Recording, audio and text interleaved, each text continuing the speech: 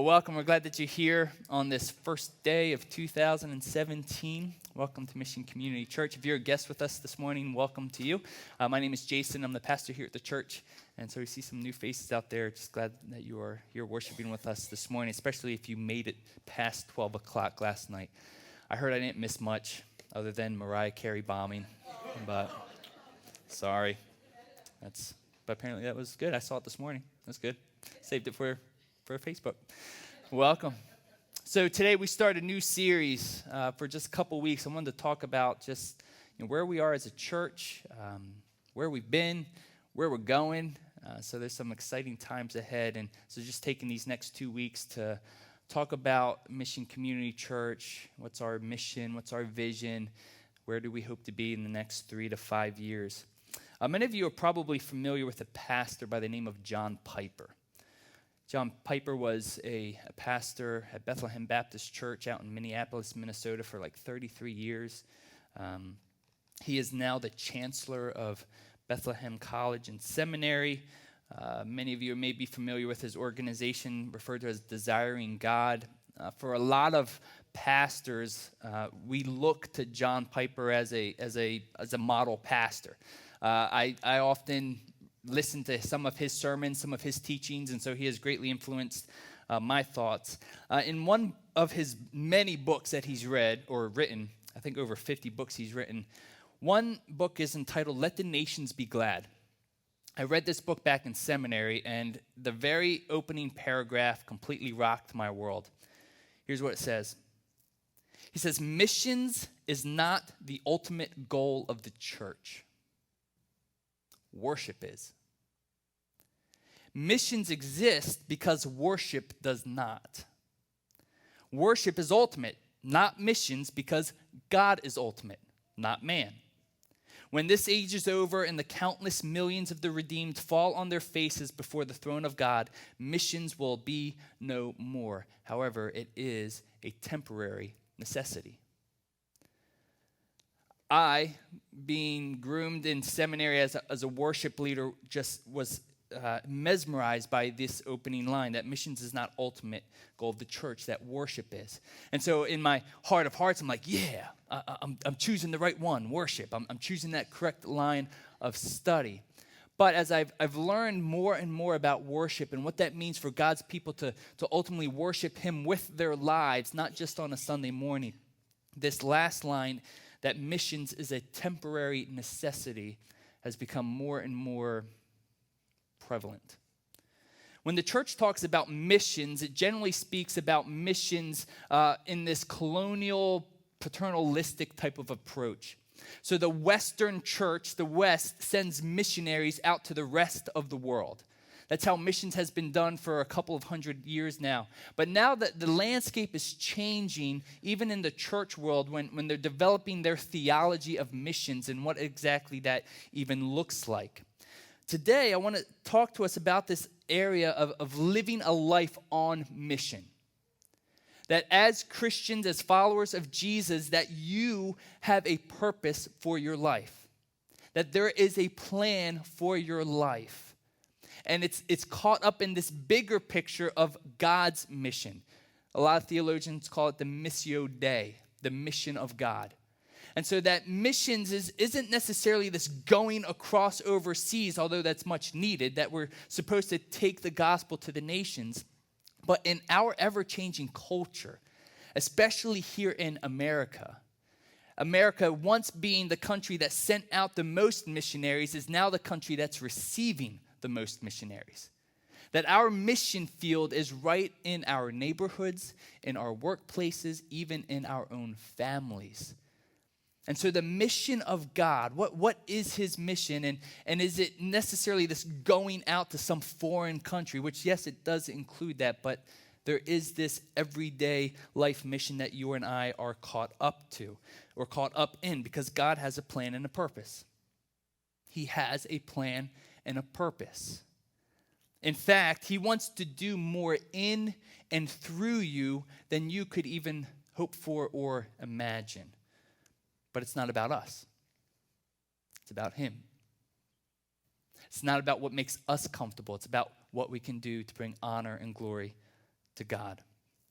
Living for God's glory and joining God in his mission is not about adding activities. That's not what I'm trying to get us to do in this year 2017. I don't necessarily want to add more activities to our schedule. A life on mission is this intersecting of gospel intentionality in whatever environment we're already in our workplaces, in our families, in our neighborhoods, in our churches, in the culture in which we live. Of course, if God calls accordingly, then it might mean an addition of activities. But how can we influence everything that we have? How can we leverage all of our resources, all of our talents, all of our knowledge, our experiences for the sake of the gospel? Because ultimately, it's God who drives the mission, his mission. And so I want us to talk today about this real life mission that we are caught up in, or should be caught up in, if you call yourself a follower of Jesus. Because ultimately, God calls everyday missionaries. The day that you gave your life to Christ, that you trusted in the shed blood of Jesus on the cross, and that he rose again from the dead to conquer sin and shame, the day that we placed our faith and trust in him, we entered into the mission field as missionaries. It may not be in Africa, it may not be in the remote jungles of wherever, but we are called missionaries. And so God calls everyday missionaries. To develop this idea a little bit, we need to start with what I call the three greats. So the first, we have the Great Commandment. Pharisees approach Jesus. They're trying to trip him up. This one lawyer actually asks Jesus, hey, Jesus, what's the most important commandment? What's the one thing that we should be focused on? And so Jesus says this in Matthew chapter 22. You shall love the Lord your God with all your heart, and with all your soul, with all your mind. This is the great and first commandment. He continues. And the second is like it. You shall love your neighbor as yourself. On these two commandments depend all the law and the prophets. So essentially what Jesus is saying there is that every single law that has been passed down, every moral obligation that we have, everything that's either right or wrong, it's founded on love for God and love for people. That everything that we do or don't do ought to be for the glory of God and for the good of people. Love is the foundation of all of the law. So the great commandment, that's where we start. That the things that we do, the way that we live, the activities that we take on, it's all based on our love for God and our love for people. Then we have the Great Commission, verses that you are probably very familiar with. So Jesus, he's resurrected from the dead. He's talking with his disciples, and right before he ascends into heaven and leaves them on this earth, he says this, all authority in heaven and on earth has been given to me. Go, therefore, and make disciples of all nations, teaching them to observe all that I have commanded you. And behold, I am with you always to the end of the age. And so we have the great commandment, love God, love people. We have this great mission that has been handed to us, go and make disciples. But then we are led to this great conundrum. That as Christians, as the church, we've almost placed that emphasis of making disciples on the paid professionals, on the actual missionaries that go abroad to spread the gospel, on the volunteer leaders of the church. It's their responsibility to make disciples. That's not the case at all. When we placed our faith and trust in Jesus, we received that command. The words that Jesus spoke to his disciples right before he ascended into heaven is just as important for you and I today, and will continue to be important, will continue to be the mission until he returns for his church. Go and make disciples. So the mission to make disciples isn't just for the paid professionals. The mission to make disciples is for every single follower of Jesus. So if you're a Christian, if you're a follower of Jesus, your mission is to make disciples. Which begs the question, can you name a disciple? Are you making disciples? If you're a Christian doctor, Your mission is to make disciples. I had a doctor in North Carolina, and then when I moved up here to Pennsylvania, I had a doctor who prayed with me. Now, there is fine lines out in the workplace, like when not to proselytize and all of that. So I'm not saying you go and start beating people over the head with the Bible in your area of workplace because you might get fired. I understand that. But how can you subtly influence your environment for the sake of the gospel? If you're a doctor, you're called to make disciples. If you're a school teacher, a Christian school teacher, your call is to make disciples. If you're an accountant, a Christian accountant, your mission is to make disciples. Before Jesus ascended into heaven, a little bit earlier, John, the writer of John, puts it this way when Jesus is talking to his disciples in John chapter 20. He says this, "Peace be with you. As the Father has sent me, so am I sending you." So there is this theme throughout the Gospels that as Jesus was sent into the world to save the lost, that we as followers of Jesus, as Christians, as lives who have been blood bought by Jesus, our mission is to make disciples, to be sent out and to influence our communities. So God calls everyday missionaries like you and me. Our country, our county needs everyday missionaries. I'm going to throw a whole bunch of stats your way. Let's talk about the United States of America for a few moments. In general, the population is growing faster than any time in history, faster than even the boomer generation.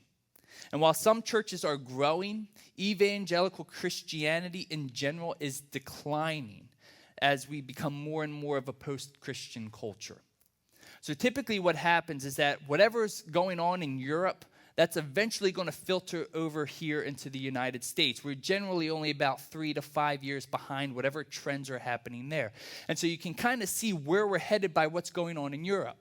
It starts to filter over into some of our major cities, New York, Los Angeles, Atlanta. And as those big cities kind of take the culture of what's going on in Europe, it filters into the rest of our country. And so we are headed towards a post-Christian culture. We're already there.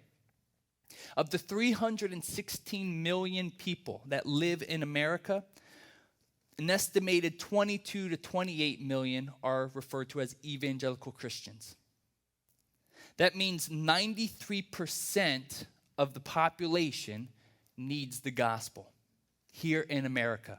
Assuming all 22 to 28 million of those evangelical Christians are really Christians. There is this trend in the church that we just call ourselves Christians because we go to church, but that's not necessarily what makes us Christian.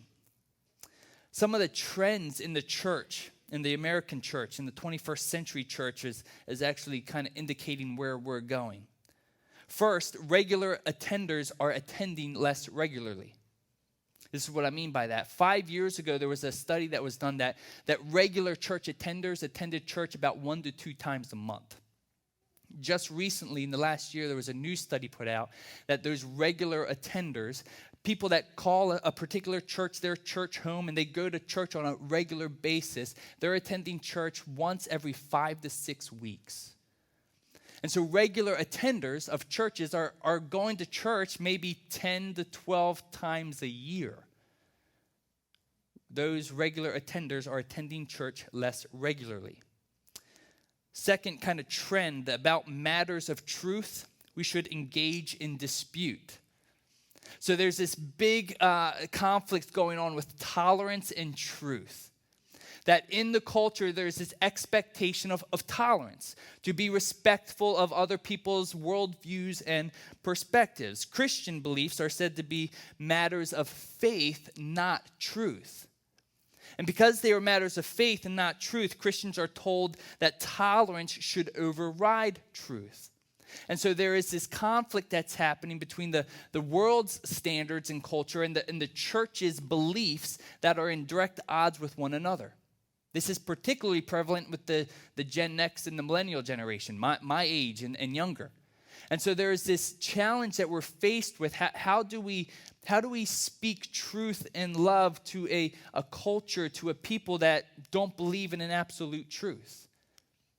It's a challenge that lies ahead of us. The mega church is the preferred church. Now, I find this interesting because I hear a lot of people that are, I'm done with the mega church. I don't like the big church. It's too big. I'm just lost in the crowd. Statistics would speak otherwise. 50% of all churches in the U.S. average less than 100 people. 50%. 40% of all churches in the U.S. average between 100 and 350 people. So even when you look at our church, at Mission Community Church, we fall somewhere in the top 60, 70% of churches in the United States. And we're only a year and a half old. The majority of churches average around 75 people. 10% of churches in the U.S. average more than 350 people, and only 2% of churches average more than 1,000 people, what I would call the mega church, kind of that 1,000 people attendance and higher. Now, listen to this. The top 10% of churches tend to include the growing churches. So the churches that are growing are those top 10, the 350 and more, and even more so in that 1,000 plus. So if you're a mega church, you're typically growing, while every church 350 and under are typically declining. That's an interesting figure, that the majority of church attenders in the United States attend mega churches. Social media is driving society. That's really no surprise, as we've seen where we've been the last 5 years. Technology is causing the church to have to reach out more creatively. Whether it's through live streaming, whether it's through posting sermon videos, the front door of the church is no longer the actual front door of the church. The front door of the church typically comes through websites, Facebook group pages, things like that. That's how people who are searching for God, for church, for Christianity, they're checking out these websites first. It's technology is driving our society. And the church was once the cultural driver of the world. If you go back to the medieval Renaissance type of periods, the architecture, the art, the music that influenced that culture was primarily coming out of the church at the time. And so we have this incredible opportunity to influence our culture, to leverage everything that we have, the gifts and the talents, to see God do incredible things here in Chester County. Let's talk a little bit more specifically now about Chester County. Chester County is projected to be in the top 5 fastest growing counties in Pennsylvania between now and 2030. We are one of the healthiest, wealthiest counties in Pennsylvania. In Chester County, there's about 500,000 plus people that reside in our county. 280,000 of those are considered unchurched. They don't go to church. They haven't been to church. They're not planning to go to church. It's about 56% of the population. 220,000 are considered church people. Now, when you look at that statistic, 44% or so that are church people, that's a fairly high percentage. But let's break down even the churched people. So the people who go to church, of the 44%, 64% of the churched people are Roman Catholic. The remaining 44%, or I shouldn't say the remaining, but 44% of that 44% are other mainline denominational churches. So there you have 98% of the churched population that are of these mainline denominations. Now let me put this caveat out there. I fully believe that there are Christians in the Roman Catholic Church, in these mainline denominations, that they are genuinely followers of Jesus. But I also believe that in these mainline denominations, there are a lot of people who are trapped in the chains of religion. And it's nothing more than just going through the motions. Just like even in our evangelical church here, I would imagine and assume there's a good number of us who probably don't really have a good grasp of what the gospel is and what God has done for us. And so I don't want to bash on any of these mainline denominations, but the reality is that even in Chester County, I've estimated that there's probably more than 420,000 people that still need the gospel of Jesus. And so the mission field is no longer on the other side of the world. The mission field is in our own backyard. It's in this school right here. It's in this city, Downingtown, Exton, Westchester. Let's talk about just Exton for a few moments. When I was praying through and trying to decide how God was leading me and where he was leading me, I had this just heart for Exton, that when you look at Exton, there's really no church in the heart of Exton. There really isn't one, especially an evangelical church. And so I started just researching Exton. Where did this town come from? How was it founded? And in the 18th century, it's kind of interesting that the theory goes is that the intersection of Lincoln Highway and Pottstown Pike, Business 30 and Route 100, that in the 18th century on maps, it was literally just marked with an X. Just an X on the map to identify that intersection was a significant intersection, because you either headed out west to Lancaster or you headed up north to Pottstown from the city. And so it's believed that this X that marked the spot of Exton eventually turned into the name Exton. Exton is considered to be the major shopping district in Chester County. So you have people from Westchester, Downingtown, Chester Springs, all these surrounding cities that come to Exton to do their shopping. That's kind of where the life of the county is. When you look at the surrounding cities, there's probably over 250,000 people that just live in this little section of Chester County. A lot of times people ask me, where did you get the logo of Mission Community Church? So I'll throw it up here. You see that fourth circle? That's actually the intersection of Exton, of Lincoln Highway and Pottstown Pike. That it's a crossroads. That our hope, my dream is that one day we'll have a church right in the heart of Exton. There's a passage in Acts chapter 17 when Paul is preaching in Athens. And it says that as his custom was, he taught in the synagogues and in the marketplace. And so he was constantly speaking to groups of people that were in these hubbubs of cities.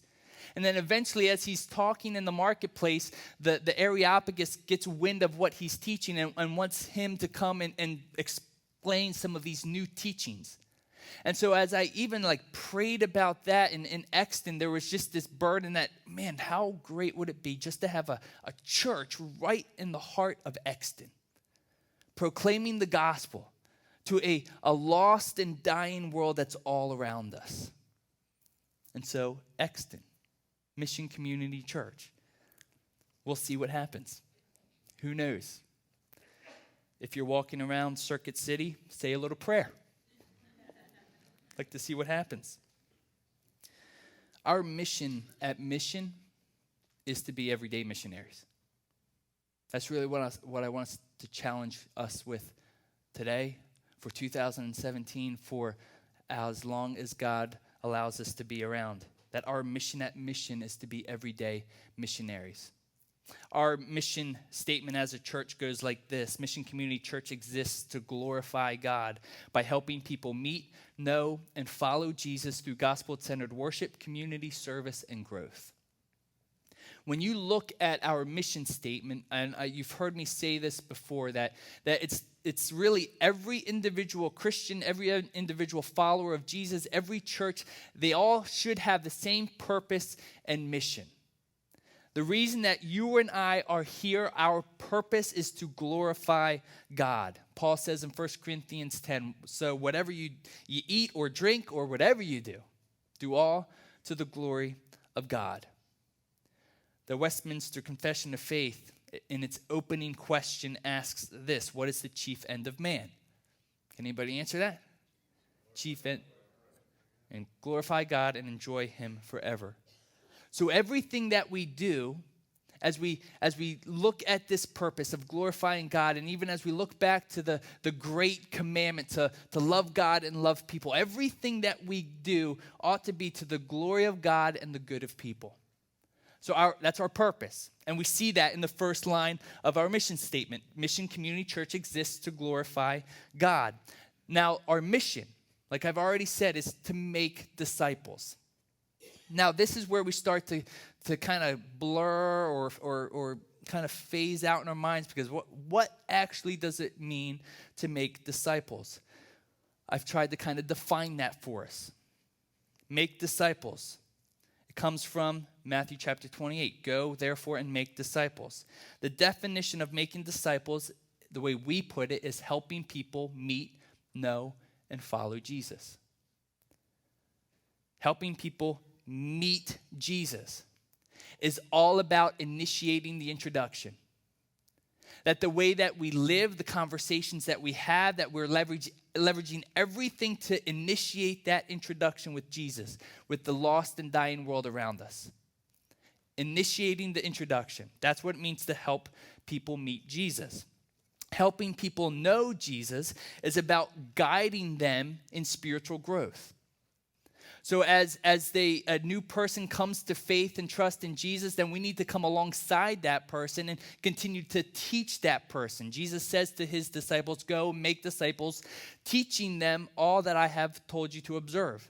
And so we need to help grow them in their faith. We need to teach them about Jesus. Who is Jesus? What has he done? What does that mean for our lives? So helping people know Jesus is about guiding in spiritual growth. And then finally, helping people follow Jesus is about spurring those people on to a surrendered life. That they are completely surrendered to him. That everything that they have, everything that they've been gifted with, they're using that, they're leveraging that for the sake of the gospel, that they then go out and make disciples of their own.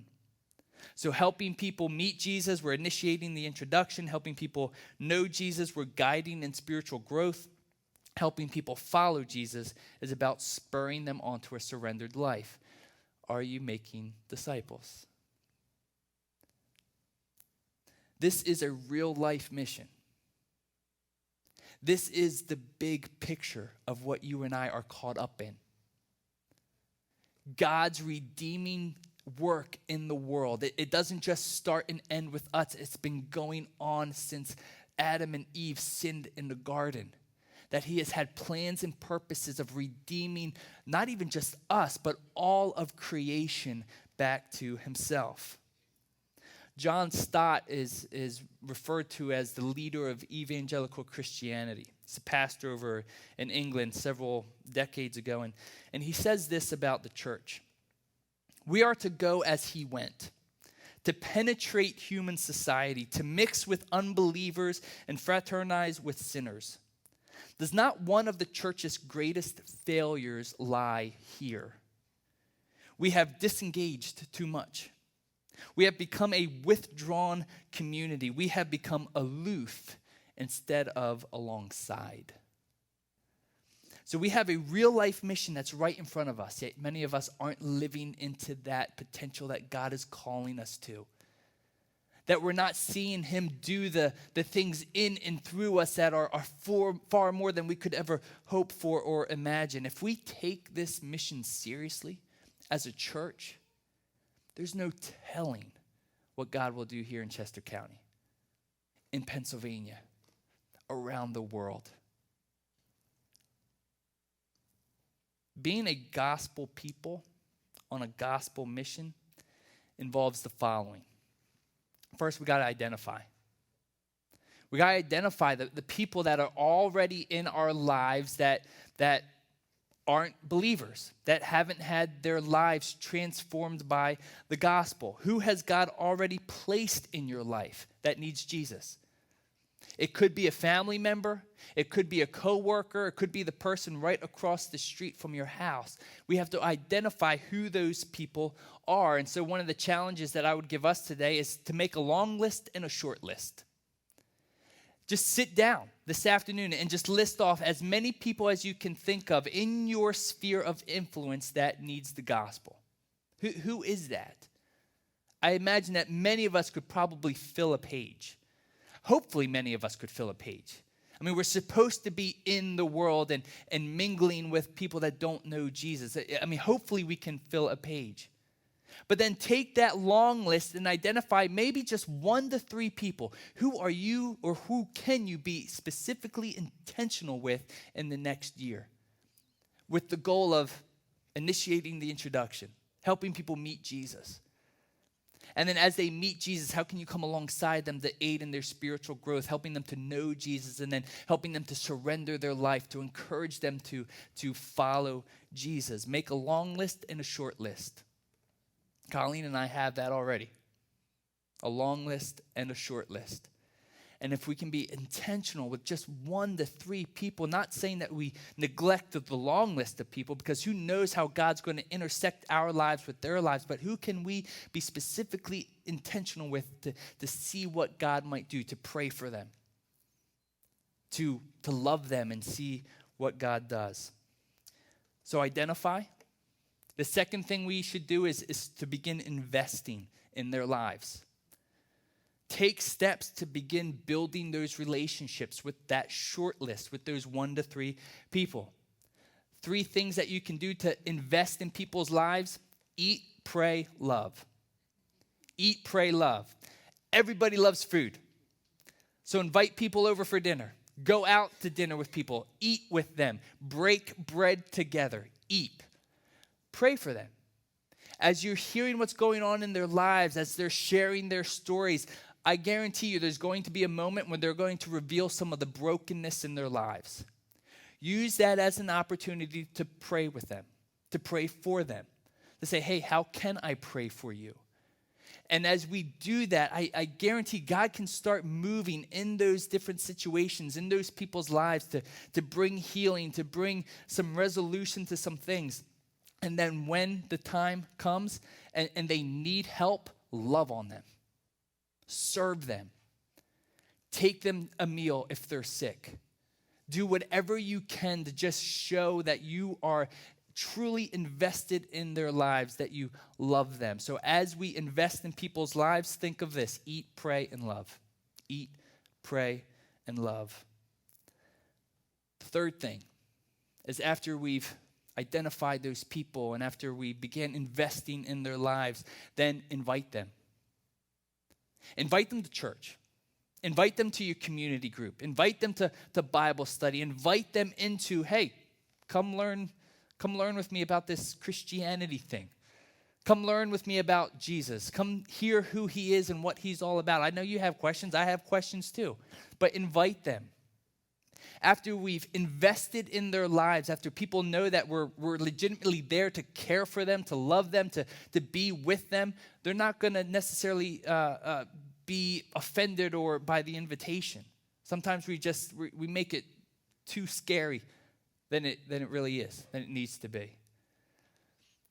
So identify, invest, invite, and then begin to influence. Begin to influence. And as those relationships deepen with those people that need Jesus, then that's when we really begin that whole discipleship process. That as there's questions, as even in the way that we live, whether it's maybe parenting or how we work, then we begin to invite them into this process of, hey, I'm going to do, and then you're going to watch. Just watch how I do it. And then eventually that turns into, okay, I'm going to continue doing this, living this way or learning this way. I want you to come alongside me and help me. And eventually that turns into, okay, you start doing it, and then I will help, to where it's you start doing it and I watch, and then you start doing it and have someone else watch. That's what making disciples is all about. Not just identifying a person in our lives that need Jesus and then ending it there, but the goal is to, as there is a transformed life that happens in front of us, then they're called on that mission too. That they are leading people to Christ in their spheres of influence. So it's I do, you watch, I do, you help, you do, I help, you do, I watch, you do, have someone else watch. So identify, invest, invite, and influence. That's really our job. That's our mission as followers of Jesus. That it's our job to do the identifying, the investing, the inviting, the influencing. It's God's job to do the inducting. This is what I mean by that. Paul says this to the Corinthian church. They're kind of a split on different people that they follow. Oh, I like this pastor. Oh, I like that pastor. I'm going to go to this church. I'm going to go to that church. Listen to what Paul says to the church at Corinth. 1 Corinthians chapter 3. What then is Apollos? What is Paul? Servants through whom you believed, as the Lord assigned to each. I planted, Paul. Apollos watered, but God gave the growth. So neither he who plants nor he who waters is anything, but only God who gives the growth. He who plants and he who waters are one, and each will receive his wages according to his labor. For we are God's fellow workers. You are God's field, God's building. We're not going to convert anybody. That's not our job. It's impossible for us to convert anybody. But as we identify those people that need Jesus, as we invest in their lives, invite them into our lives, into our community, and influence them, God eventually is going to induct them into the family. That they are going to become blood-bought brothers and sisters.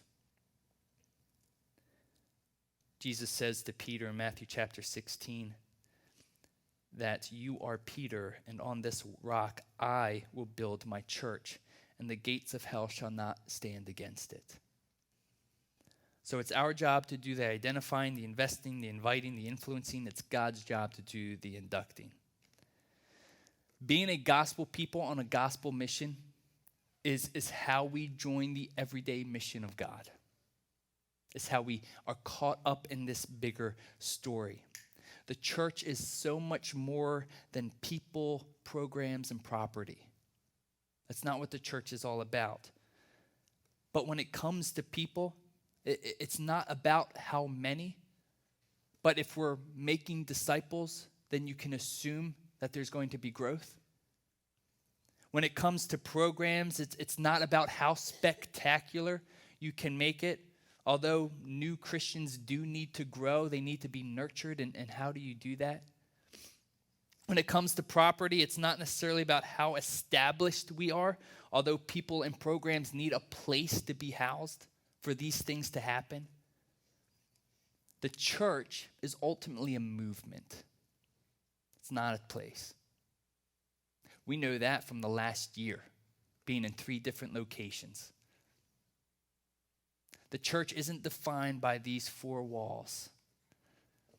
Our belief in the church goes like this, that the church is the community of God's redeemed people consisting of all who have placed their faith and trust in Jesus, Christ alone for salvation. It's a group of people with a common conviction based on faith and belief. There is ultimately one church, the Holy Catholic Church. The global community of faith on earth, plus those already in heaven. In our world, the church takes on the form of countless local communities of faith who are committed to the teachings of Jesus, obeying his commands, and bringing the gospel of Jesus to the world. As the church strives for love and unity, it gives glimpses of heavenly realities that are to come. God uses his people to bring hope to others. And so our goal as the church is to see people meet, know, and follow Jesus, to make disciples, to see people be part of a community that is helping people meet, know, and follow Jesus, and to see a new movement of churches of being planted, of missions happening, not just across the world, but even in our locale, helping people meet, know, and follow Jesus. Ultimately, it's about the glory of God and the good of people. Are you making disciples? Are you an everyday missionary? Is your life on mission for God and his glory? That's what I'm going to be pushing a lot this next year. Because it's nice that we have this community of faith. That, don't get me wrong, I love all of us that are here and the relationships that we have. But the goal is ultimately to bring glory to God for the good of all people. And that there is a lost and dying world that needs Jesus. And that the greatest gift we ever received was being blood bought by Jesus, that we are now called sons and daughters of the Most High God, that arguably that is the greatest gift we could ever receive. Why would we keep that for ourselves? And if we live with this mission in mind, there's no telling what God's going to do in the years ahead. Are you making disciples? Will you join me in on this mission? So, Father, would you take these words, these verses, these thoughts, and would you help us to consider them? Would you help penetrate these ideas into the deepest recesses of our souls, that even as we examine our own lives, that you would bring to mind people that need you? Whether it's in our workplaces, in our neighborhoods, even our families, that as parents you would help us to be disciple makers of our kids, that would be disciple makers of our neighbors, of our coworkers. God, ultimately for your glory and the good of all people. And so empower us, encourage us, strengthen us. You said that all power has been given to you and that you will be with us wherever we go. And so we need that as we fulfill the mission that you've given to us as a church. And so may your name be honored and glorified in all that we do. In Jesus' name, amen.